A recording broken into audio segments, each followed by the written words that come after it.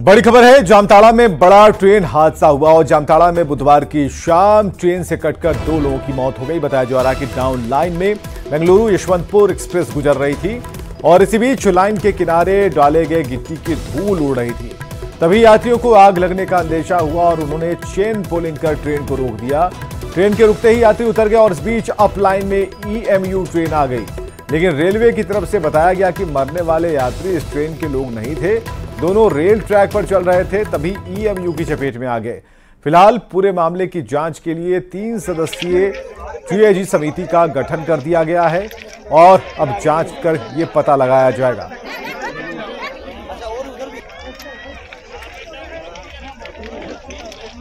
तो मामले की जांच के लिए समिति का गठन कर दिया गया है और 2 लोगों की बात कही जा रही है जो ट्रैक पर चल रहे थे। हालांकि रेलवे की तरफ से कहा गया है और ये तस्वीरें ग्राफिक के माध्यम से आप देख पा रहे हैं कि कैसे ये दुर्घटना हुई है, कैसे EMU की चपेट में आए हैं और ट्रेन में आग की खबर पर हड़कंप मचा था। ट्रेन एक्सप्रेस जो ट्रेन थी वो रुकी हुई थी और दूसरी लाइन पर EMU गुजरने लगी और शाम के 7 बज रहे थे, अंधेरा था और इस वजह से ये तय नहीं कर पाए कि किस तरफ जाना है और इसकी चपेट में 2 लोग आ गए और उसके बाद उनकी मौत हो गई। तो ट्रेन में आग की खबर पर यह हड़कंप मचा था। मामले की जांच के लिए समिति का गठन कर दिया गया है।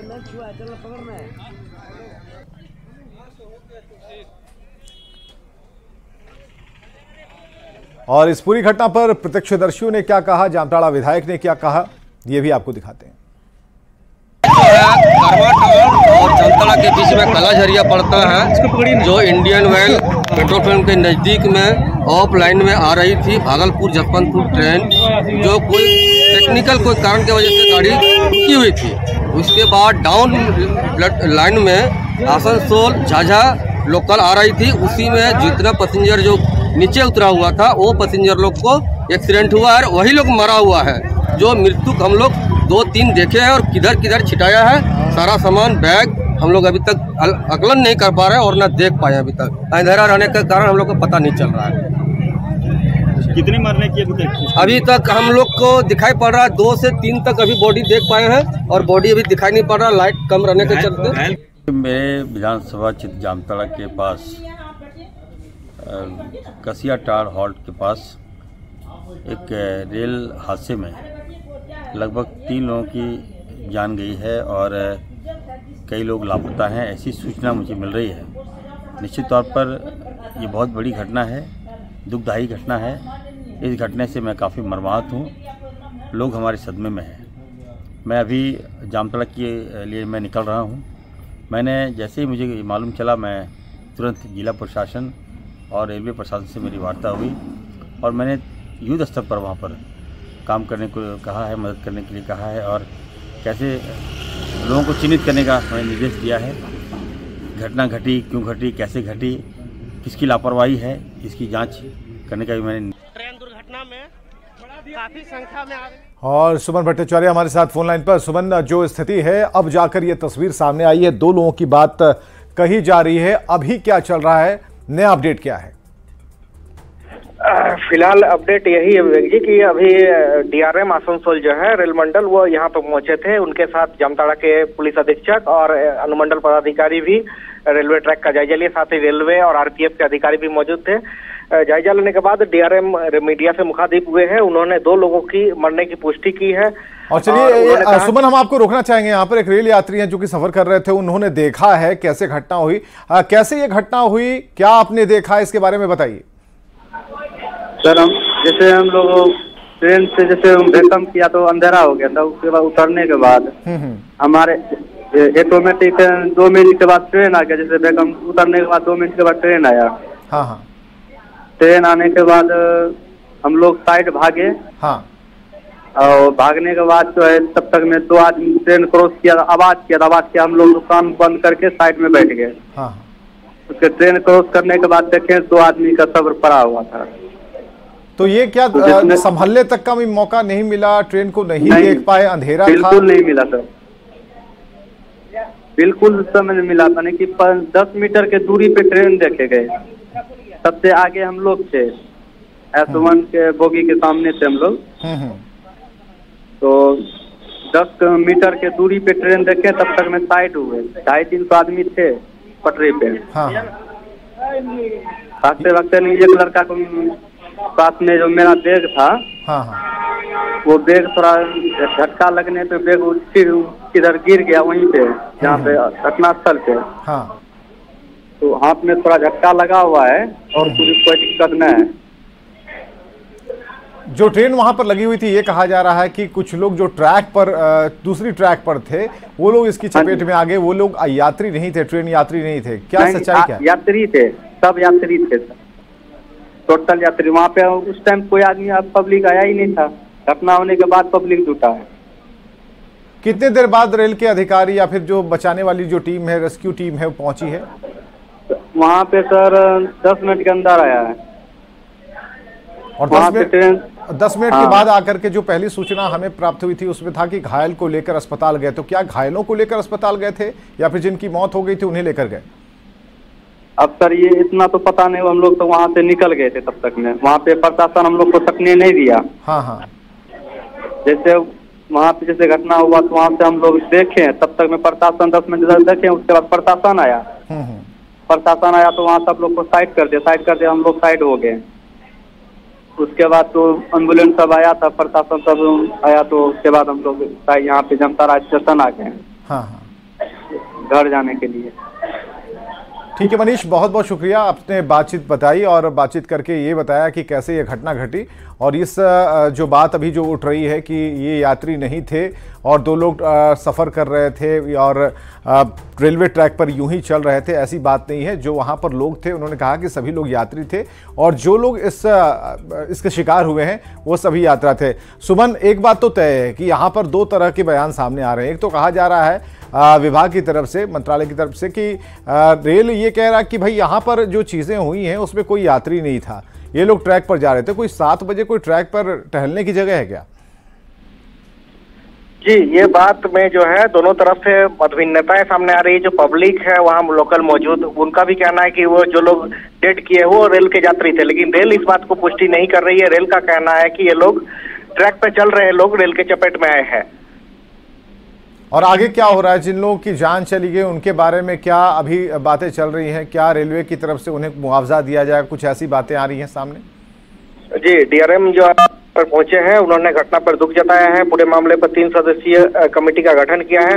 वहीं उन्होंने कहा कि मृतक के परिजन को रेलवे एक्ट के तहत जो प्रावधान है उसके तहत मुआवजा दिया जाएगा। अभी डीआरएम जो है घटनास्थल से जामताड़ा सदर अस्पताल जो मृतक है उनके परिजनों से मिलने के लिए पहुंचे। एक मृतक की पहचान बिहार के जमुई दक्षिणी भाग निवासी काकुली माझी के रूप में हुई है, जैसा कि जामताड़ा एसपी से हमारी बात हुई उनके अनुसार, और दूसरे मृतक की पहचान अभी तक नहीं हो पाई है। बहुत बहुत शुक्रिया तमाम जानकारियों के लिए। सुमन भट्टाचार्य हमारे साथ, हमारे सहयोगी जुड़े हुए थे। कैसे ये घटना घटी, एक यात्री से भी हमने बातचीत की, उन्होंने बताया कि जो जिन लोगों के साथ ये घटना घटी है वो भी रेल यात्री थे।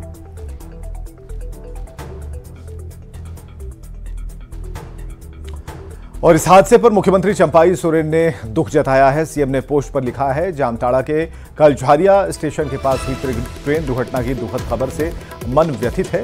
ईश्वर दिवंगत आत्माओं को शांति प्रदान कर शोकाकुल परिजनों को दुख की इस विकट घड़ी में सहन करने की शक्ति दे। प्रशासन की टीम मौके पर राहत एवं बचाव कार्य में जुटी है। दुर्घटना में घायल हुए लोगों के शीघ्र स्वास्थ्य लाभ की कामना करता हूं।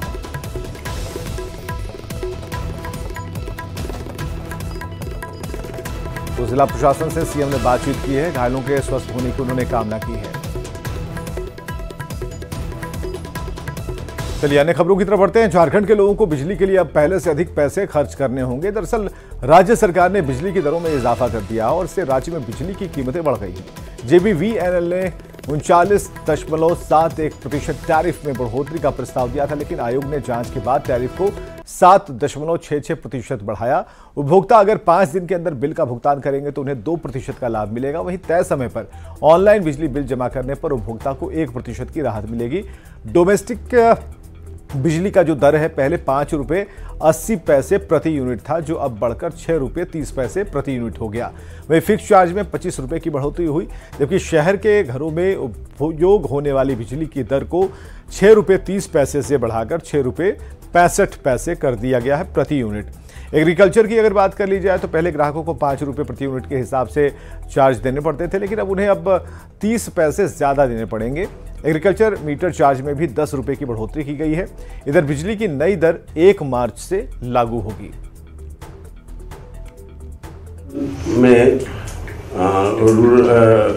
अर्बन में 6.15 था और फिक्स चार्जेस 150 था, जिसमें हम लोगों ने अराउंड 50 पैसे का बढ़ोतरी किया है, 6.65 कर दिया है और फिक्स चार्जेस को 200 कर दिया।